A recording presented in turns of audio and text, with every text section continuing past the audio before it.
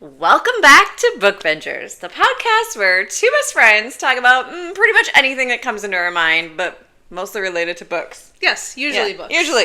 Today, we're talking about books, but things we want more of and things we want less of. Yeah. Like, what do we want to see? Yeah. Because it's getting a little redundant. Yeah. Right? We're also reading a lot. We're reading... I literally today, my little thread is like, how many books is too many books? Because I'm seeing videos where people are like annihilating people for reading half of what I'm reading. Yeah. Let it be known, we don't work, so there's that. Yeah. Like, Yeah. anyways, we're reading a lot, and so therefore the more you read, the more you start to see the same stuff. And I think, that is part of the problem. Yeah. I'm just saying acknowledge We're that. part of the problem. We're not helping ourselves. We're not. And the thing is, you're not going to get bangers every time. No. And when you're a mood reader, Yeah. and your mood vacillates. I had someone ask me, what is a mood reader? And I swear to God, I didn't know how to define it without saying, like, I don't care if the book is good as long as it gives me vibes. Like, Yeah, so- how would you define a mood reader or people that say, I'm just here for the vibes? Okay, so in my brain, Yes. when I think of myself as a mood reader. Yes, please stay in your brain. Yeah, here's an example. Mm-hmm. So I had just finished the first book in a romantasy series. Mm-hmm. And I enjoyed it very much. Okay. It was heavy. Yeah. So rather than just speed into book 2, my mood didn't feel like doing that. I was like, I need a fluffy romance. What we would call a palate cleanser. I need a palate cleanser. I need that sorbet. Yes. Mood reader is a little more easy to describe than when people say, I'm here for the vibes. Right? Okay. When people are like, I don't care how good the writing is. I don't care. I'm just here for the vibes. How do you explain So is that like Zodiac Academy? Like, that's the only example I have. Because obviously I want a plot. So I'd say I've seen a lot of people who are maybe critical of Megan Quinn, like with her books are either too long, or I saw a lot of people who didn't like Bridesmaids for Hire. I know. Listen, but so in that case, it's like, are there certain authors that maybe aren't known for their literary masterpieces? So this is how I kind of like thought of it too. Like, I'm not reading Pride and Prejudice, right? Like, I'm not reading these incredibly renowned authors. I'll read a rom-com based off of Pride and Prejudice. Give me a fanfic of that all day. But like, when I say like I'm here for the vibes, I am okay if there's not a ton of world building. If I can easily get into the book, it doesn't take a lot of thought process in my mind. It's not heavy. It's not like something that's going to make me think. Yeah. I'm just here for like some banter, some coziness, like some romance, some steam, whatever the genre is. I'm okay with that. Yeah. That doesn't mean I'm okay with it being not making sense, there being plot holes, no character development. Sure. I don't mean that. I still want it to you want be it to a make good sense. book. Yeah. You want to be able to follow the story. Yeah, I want to be able to... Now, see, Zodiac is a perfect example for me. Because if someone were like, is this book really good? I'd be like, it depends. What do you mean? What do you mean? What do you mean? What do you mean? Is it good in the fact that I got obsessed with it? Absolutely. Yeah. Is it kind of cheesy? Yes. That doesn't mean the writing is bad. No. It just means it's definitely not for everyone. Yeah. It's written in the form of a young adult, but it is not young adult. It is spicy adult context, but like it's written as if a teenager would talk that way. Yeah. I don't know. Yeah, that makes sense. Right? I just wish I could think of more examples? But I can't. I think a lot of people could use Powerless as an example. Yeah. I'm there for the vibes. Like, a lot of people are like, it's comfortable. I've heard the story 1,000 times, but I don't care because I still like it. Yeah. Maybe that's a good example? Yeah. I mean, there's some people that will tell you it's the literary masterpiece. There's some people who will tell you it's the worst thing that's ever been put on the market. I'm like right in the middle. It's fine. The thing is, like, any book that we do read fast. We fly through most. But I know, it's hard for us to say that. But there are things that I push myself through and still read fast, and there are things that I don't want to put down. Yes, there's a difference. Yeah. And I feel like Reckless, like, I didn't find myself wanting to put it down. Like, I enjoyed it very much. So, in that sense, like, the vibes were vibing for me. Vibes were vibing for you. With Reckless, had a lot of problems with it. I had a lot of problems with it. I still read it, obviously, but I was like, how many of the same fight are we going to have? It's a lot. It's a lot of the same fight. It felt like a filler episode. Yeah. It was like, I could tell that she was like, this is where it has to start and this is where it has to end. And I need to get from point A to point B. And I signed on for 3 books. And I was like, listen, I'm still here and I'm still going to read the third one. Yeah. Well, you need to know how it ends at this point. At this point. You invest. But anyone, like, I don't know. Her in particular, people get really heated about, and I don't understand why. It's just a book. We still get comments like nonstop on one video of her. I know. Now, ACOTAR, Throne of Glass, anything by Sarah J. Maas, fourth thing, the more popular it gets, the more haters it's going to get. So I expect that. But let's talk about the influence that I feel like Sarah J. Maas has on every book that seems to be coming out in the romantasy category. Well, I think a big part of it is the way that these books are marketed, and it's real easy to say for lovers of Throne of Glass or for lovers of ACOTAR, for lovers of Sarah J. Maas. So I feel like in that regard, there are some books that maybe it's a very loose connection to ACOTAR, but they're still being marketed like that. Correct. Because they're using the trope as a marketing They want tactic. to pull those people. So how many books have I read thinking that it was going to be anything like... Or give me that feeling. And you know what's funny? Is as much as I'm like, I want a book like ACOTAR, I don't want a book like ACOTAR. I want a book that makes me feel as excited as ACOTAR does. I don't want an exact replica of ACOTAR just in another setting. I don't want another Aelin just in a different world. I want you to make me feel the way that story made me feel in your way. And it's like there's plenty of books out there right now who have pulled tropes and stuff from ACOTAR, and they're comfortable to read, right? Yeah. Like you read them and you're like, oh, I enjoyed that. Yep. Like I get it, but I'm not going to think twice about it. I'm not going to reread it. I'm going to forget it. I'm going to forget it. Yeah. Like, it was comfortable, and it made me enjoy the story. Yeah. But it didn't do anything more than that. Yeah. And I think what we're looking for is the ACOTAR, when it came out, and I'm sure that there are people who are like, well, there's been this, and this before it. Yeah, but like, of course. Let's get it straight. Nothing's original anymore. I'm not saying you need to reinvent the wheel. But the way that made me feel, I want that uniqueness to the story. So I feel like another one that made me feel like it was unique enough was like A Fate Inked in Blood. Oh, I agree. I totally agree. That made me feel, that will be a series that hopefully book 2 is fantastic when it comes out, but like I see the potential there for that to be another unique story, but a universe that I want to get lost in. Absolutely.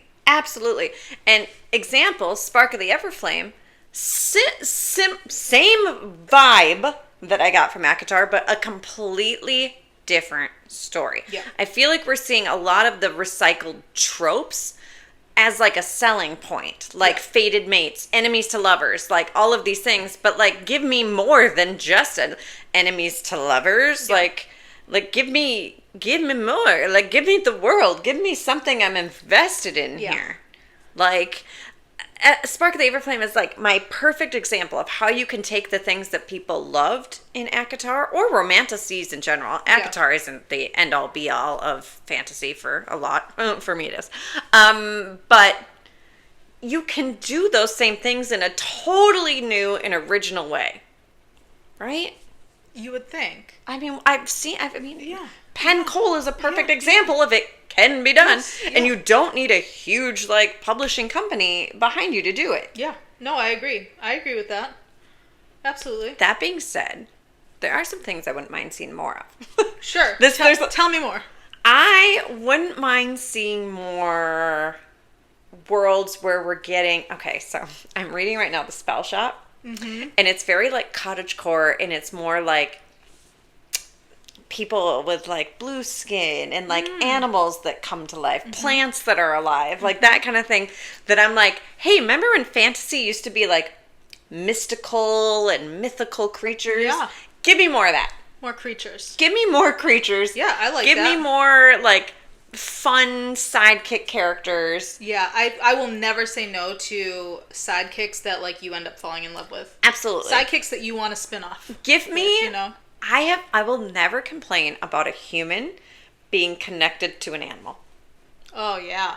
Whether it be a dragon, a phoenix, like an owl, a familiar. Like, I will never say no to that. Like, once upon a time, my brain, when I used to think about fantasy, was like the Lion, the Witch, and the Wardrobe. You know, like other worlds for sure, but like things we don't see in our day-to-day life is what fantasy used to mean to me. Yeah. Now I feel like fantasy is basically humans with some pointy ears or some super strength of some kind or a power or two, but they're basically human.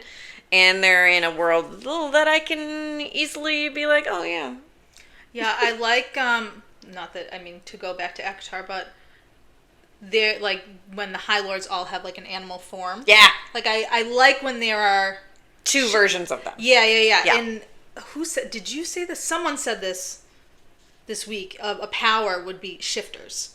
Like, a power Someone to see in our TikTok said that. Yeah, and I was said like... shifters. Yes! We don't see that enough. Not enough. And it used to be back in the day, but we don't see it anymore. Give me... I think I'm just yearning for nostalgia maybe at this point. Like, bring back werewolves and vampires. I'm fine with that. But also, like, I don't know. Give me something new. Give me... You can go through, like, Egypt, Roman, Greek, like, all those mythologies and find something... and make it current. Absolutely. And I would be like, like, gobble, gobble, gobble. Give me a world under the sea. I don't know. Give me something new. I know. I know. Give me something new. I have a very small thing that has been irritating me. Oh, I want to know. And it's like, it pains me to say it because I love Twilight. Me too.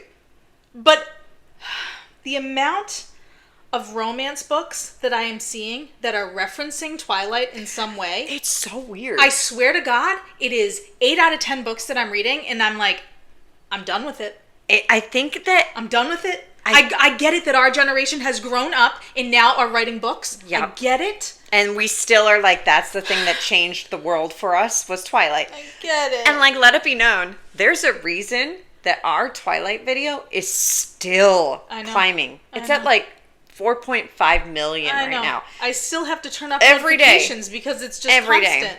Every day. And that was just one little second of our whole party. Yeah. It's making me nervous to put out more content from I know. That happened in April. We haven't put anything else out. I'm like, I'm still overwhelmed by the one video. I know. I'm like, good gravy.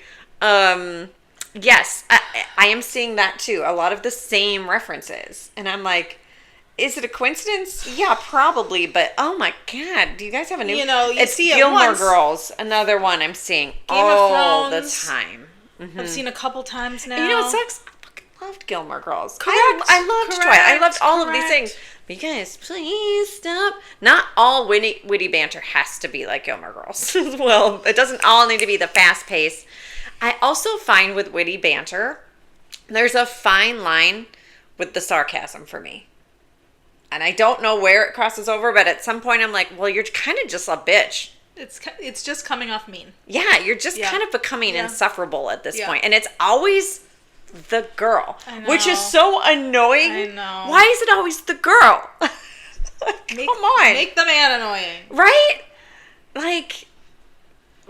Truly, though, when you asked me the other day, like, my favorite FMCs, I can think of none. And everybody has the same number one FMC. Who? Aelin? Aelin. Which, listen, do I love Aelin? Sure. But Does she also fucking infuriate me? She infuriated me a lot of the time. I just saw a TikTok where someone was like, hey, I know I haven't finished the series, but like, she got kind of crazy mad at Kale when the whole Nehemia thing went out, right? She was like, I will never forgive you. I will be your enemy to the end of time. I will, like all of this stuff. Like 18? And I was like, I get that she's 18 and 18-year-olds are like all over the place, but I don't want my main character who's literally going to save the world to, if at any given point I piss her off, be her number one enemy. Meanwhile, I'm over here like, I like Bryce. Same.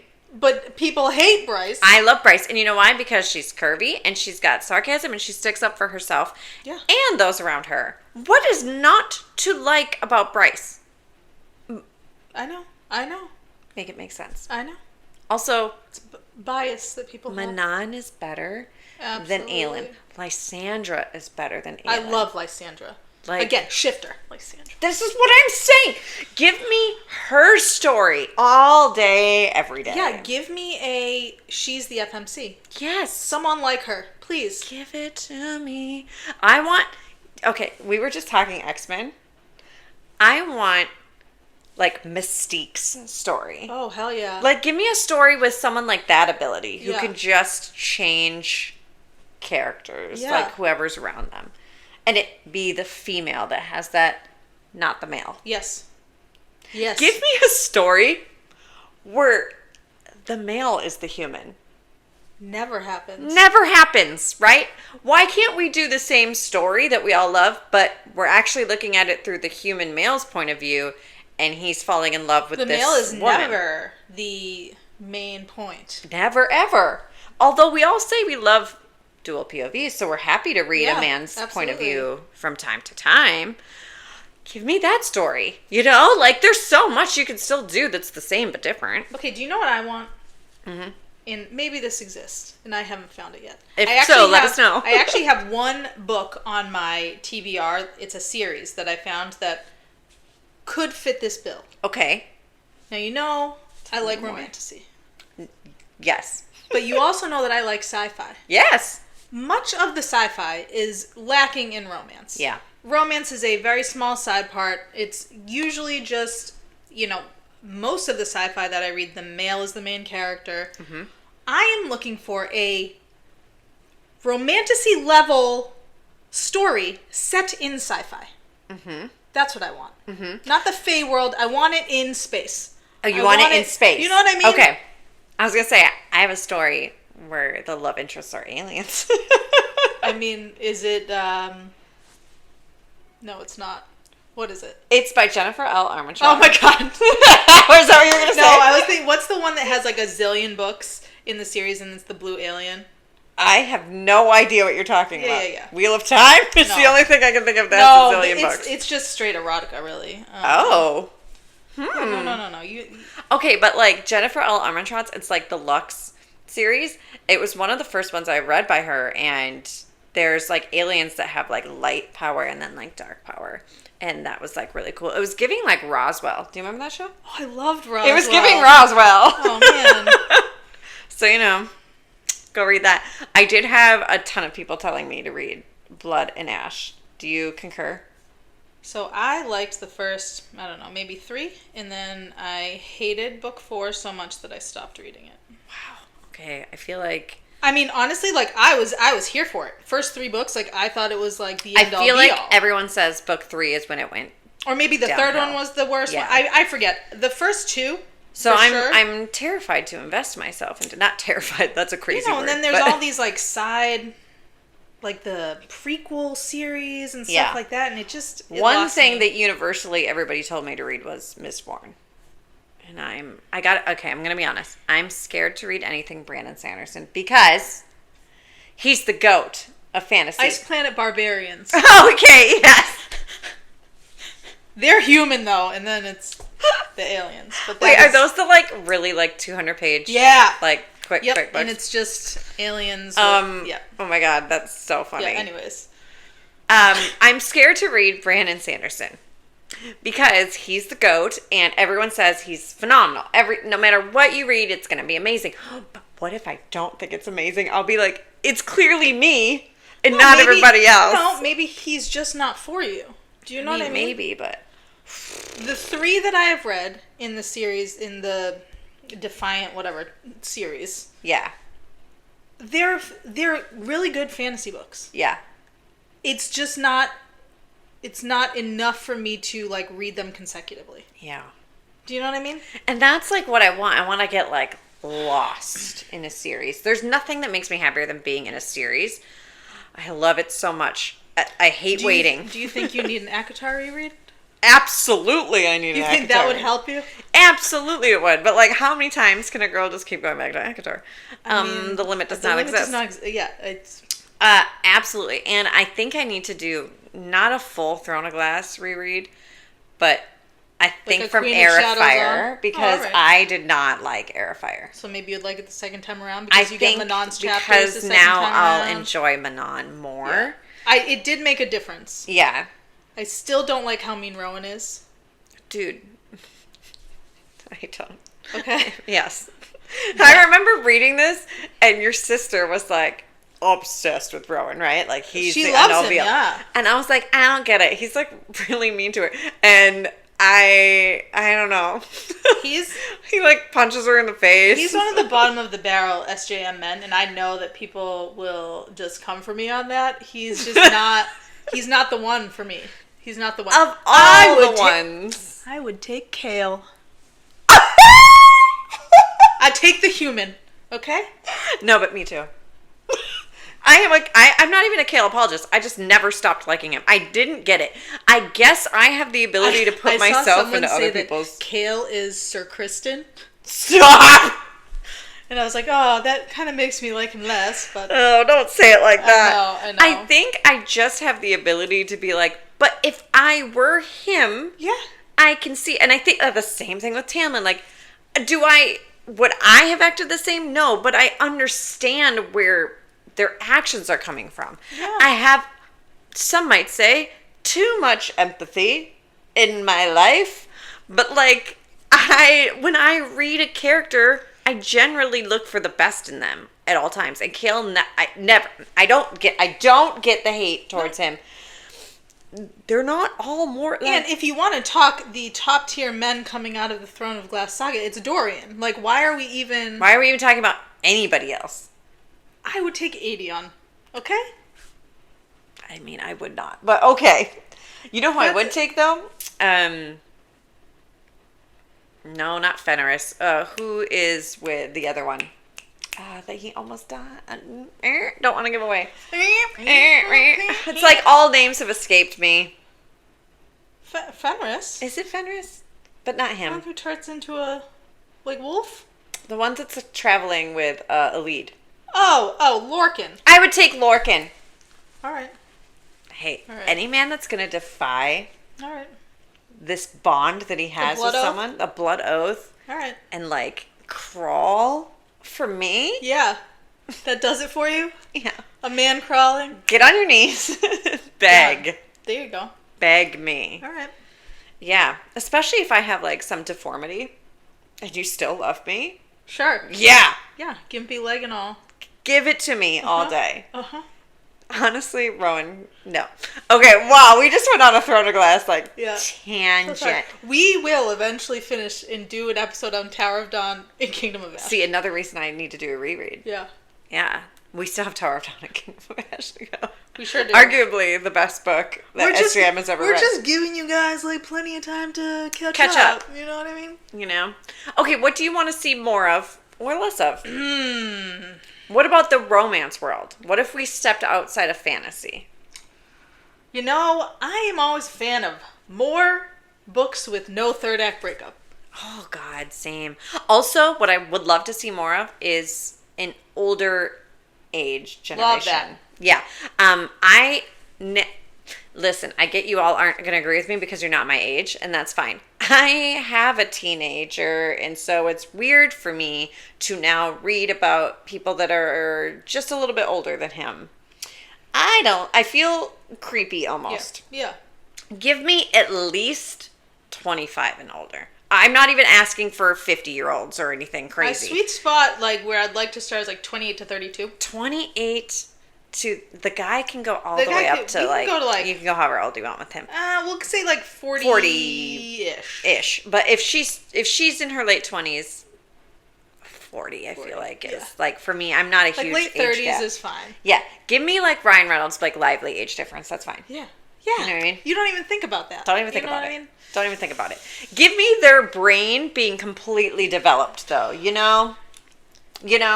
Correct. Give me that they can legally rent a car. Yeah, they have some life experience Yeah. behind them. You know what I mean? Yep. Because every part of me is like, but how do you know he's the one? You're only 19. Like, live a little, babe. Yeah. So then the weird thing is for me is, yes, I want that, right? Yeah. And I struggle with, do I want it clean where there's no kids involved, there's no ex involved, there's no nothing involved? Because I did just read I think it might have been called Summer Romance. Okay. Great. Original. Yeah. And she is, I want to say in her 30s. The guy might be like a couple years younger than her. He doesn't have any kids. She has 3 kids that are, the youngest is, I want to say 6 to like 14. So there's 3 kids. She just got divorced. The ex-husband's still kind of in it. And when I tell you, I hear these people talk about this book and they're like, it is like the book to be reading. Right? So I struggle with The reality of what you know they're going to go through. Like, she's stressed to the max, and I see her stressed to the max, and like, yes, I guess there's an audience for that, right? Yes. Because there are some people who are going to see themselves, maybe their marriage ended and they're seeing themselves. They want to be that seen that like they're still and seeing desirable. like there is a life for you Yes. in those moments. Yes. For me, it's a little bit harder to. For me, I want to read things that have just nothing yes, to do with yeah, my life. yeah. So when I see people with children and becoming step parents, I'm like, hell no, because I am a step parent and I know that honeymoon phase dies and it gets harder as they become teenagers and they're like, you're not my mom, like that stuff, like it never goes away. So I personally, although I have loved some books where there is a kid in it, you know what I mean? I personally don't. If it's in the synopsis, I'm like, it's hard to. It's hard to really. But I think there's obviously like a place for them. Of course. Of course. Like, yes. Me personally, I don't want to see pregnancies. I just don't. I had horrible pregnancies, and it makes me like relive mine when I am like seeing a character go through her pregnancy. I'm like, no. Oh, it was not joyful for No, me no. in any regard. No. I didn't look cute. And also let it be known, there's something about, I can't, this is going to be like real niche right here. There's something about when they have a newborn or like it's still a baby and they're having sex, in my mind it's like, but are you not leaking all over him? Like, also like, are you not still bleeding? Like, I'm sorry. Like, I've never felt less sexy in my life. Everything's just saggy than the first and few months after giving birth. Gross. I don't know. Don't touch me. Maybe some people bounce right back and just. I mean, clearly, because people are having like kids that are, Irish 11 twins, months away. Yeah. No. It's real tough for me to. So it's hard for me to be like, ooh, this is a hot scene when I'm like, but did you? I also you kind of get irrationally mad. Like, how dare you look good? Correct. What do you mean? Correct. You don't have any stretch marks? What do you mean? Come on. With the lights on? Get out of here. Full bra off? Oh, my God. Don't they hurt? Oh. Yeah, nothing like those nursing bras. I just, really. What else would I want to see more of? I don't know. Romance, I don't have all that many complaints besides like the age thing a lot. Because there's a formula and I'm cool with it. But you're right. I don't like miscommunication tropes. I don't like unplanned pregnancies. I don't like third act breakups, especially when it was literally all you could have done was been like, hey, when you said this, did you mean it? Or like when you get like information from a third party and you don't even go to the person and confirm it, you just are like, meh, my own trauma is making me have to run away. It becomes so blatantly obvious and you're like, ugh. Yeah. Nothing drives me crazier than when someone breaks up with another person for their own good. Like, oh, this is going to be better. I'm doing this for you. It's going to be better for them. And you do the whole, like, super mean to them. So you... And then, like, communication shuts off completely. Both sides are miserable. Neither one has slept. Oh, I saw him. He looked like shit. Yeah. Oh, she looked... Oh, yeah. Get out of here. Like, stop it. No, I don't want to be with someone that attacked me to make me feel like the breakup was real when you were really faking it because... It was for my own benefit. For my own benefit. Oh, okay. No. What I don't mind... I don't know. It's just, like, redundant. Yeah. There's other ways. And I've read tons of books that were romance that didn't have the third act breakup. And I thought, how refreshing. Did they still have something they had to get over together? I love that. We need that moment in a romance. But they did it together. But it's like when you're clicking through and you're hitting 80%. And you know it's coming. You're like, okay, who's going to mess up? Yep. And then you're like getting far and you're like, they haven't broke up yet. So that means they're going to break up and then they're going to quickly get back together. Nothing worse than like 90% of the way through they break up. And then, we're just going to wrap it up with a bow? Real quick, like. No. We'll give you an epilogue chapter. You know what I do love? Happy? Make me fall in love with the side characters so that I want their story. Correct. Give me enough. Yeah. Give me enough. Give me a good best friend. Like, set me up where I'm seeing some looks between that one and another one. Give me the brothers, the sisters, the best friends. All day. Give me the co-workers. I don't care. But make me fall in love with them enough to want to read it. Don't just sprinkle them in because you're like, I don't know. Know what I've been thinking lately, too, is should I... Ellen Hildebrand books keep, like, coming across my timeline. Yeah. I've read none. Me neither. None by her. So then I'm like... Should I read some, like, women's friendship books? Do you know what I mean? Like, are those not what those are? I think so. Do you know what I mean? Best friends on vacation together. Like, would I like that? I don't know. I know. It's the way that my mom used to, like, be obsessed with Danielle Steele, as all women were, right? Yeah. That I'm sure their generation is looking at the books we're reading like, oh, and you think that what you're reading is original? Like, just the same way that we do? Thing. But I've never read just, like, super corny romance before. Yeah. I don't know if I could do it with the guy with the long hair. No. The horse on the beach. No, the ones that are in, like, the small paperback. Yeah. Like the I can't believe it's not butter commercials. Paperback? Like, where he used to have his long hair. No, the small books irritate me so much. I just saw someone being like, make everything that size. No. Can we just pick a universal size that every hardcover will be made in and every paperback will be made and just stick with it? It drives me absolutely insane. It would make my bookshelves a lot prettier. It makes me crazy. It really does. And while we're on the topic, I do judge a book by its cover, and that's why I haven't read Ellen Hildebrand. I know. It's just... It just really looks like it skews older generation. It looks like I need to wait until I'm like 50. It looks like a book I'd get my mom for Mother's Day. Yeah. Nothing wrong with that. Again, there's a market for it, but I'm not that market. I eventually will be, but I'm just not yet. I'm just always perpetually convinced that people are joking with me and they're duping me. I know. I got real bad. This, like, last week, a billionaire romance, real bad. Oh my God. It takes one video and I'm like in a mood and I'm like, I could do a billionaire romance, download it. Awful. Awful. Did you DNF it? No, I finished it because it was short. Have you ever DNF'd a book? I mean, there's a few that I have started and not finished. That's DNF. The Familiar by Leigh Bardugo is one of them. Which is so sad because I really enjoy all of her other stuff. listen, they're not all going to be bangers. But then I see some people who think that that's her best book, and I'm like, no. Hellbent in Ninth House? Get out of here. So sorry. Get out of here. Six of Crows? Get out of here. Six of Crows. Like, come on. There's no way. There's no way. I will say it's a pretty book, though. Gorgeous. So there's that. Here's my problem with, like, social media in general with, like, books. Is I feel like people read a book and they have an opinion.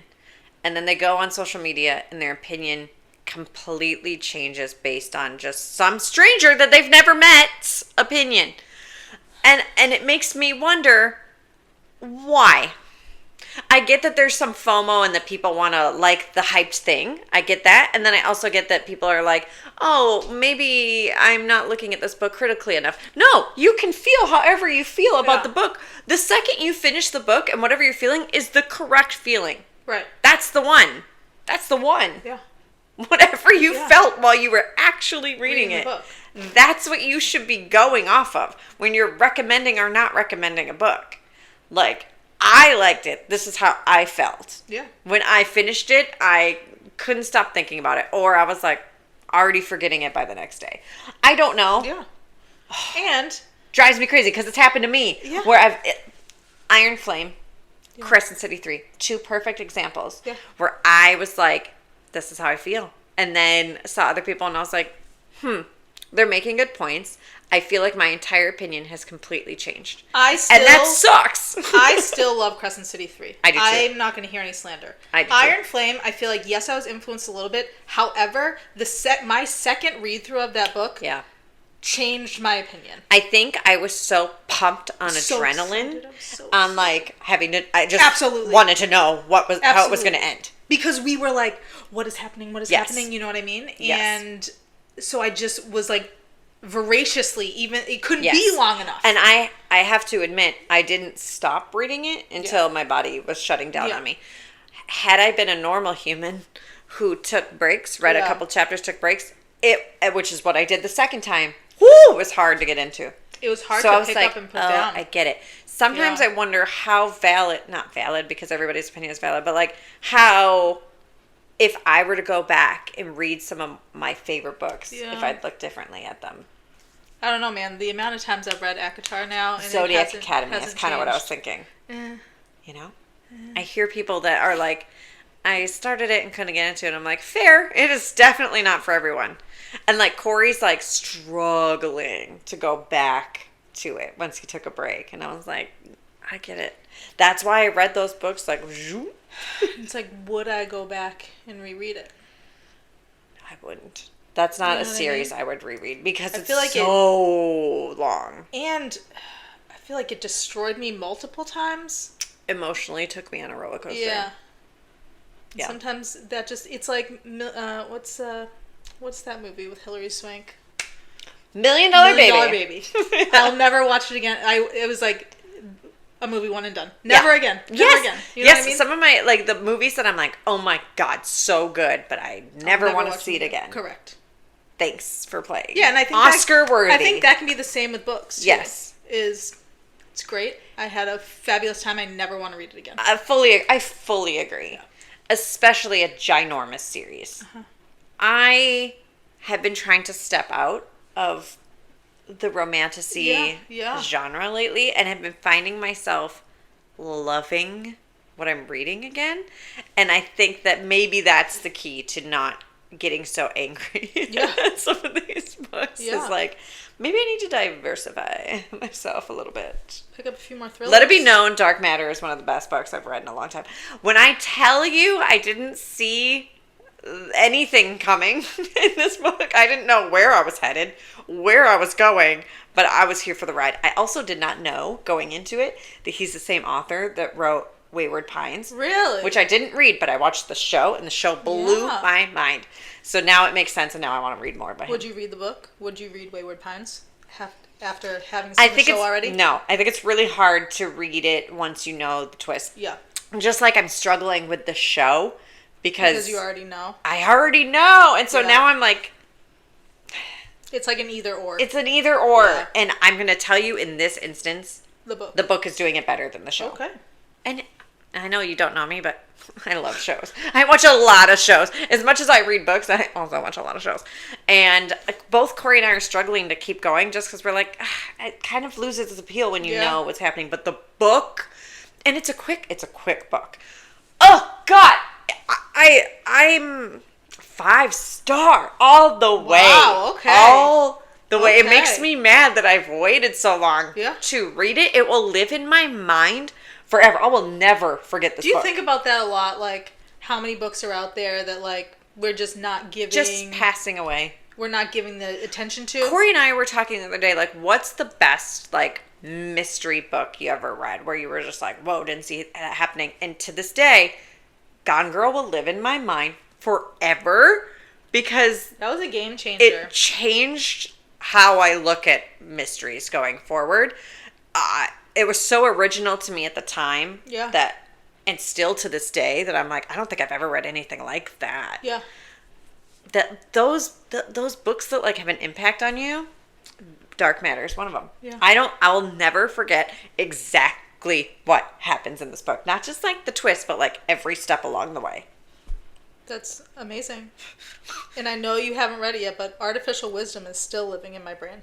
It's in both Corey and I's like TBR. Yeah. He wants to read it together. Yeah. And I'm like, okay, I've got this book, and this book I to think get through. It is Corey's bread and butter. I think he'll love it. Absolutely. I think he will love it. So, without saying too much, just go read it.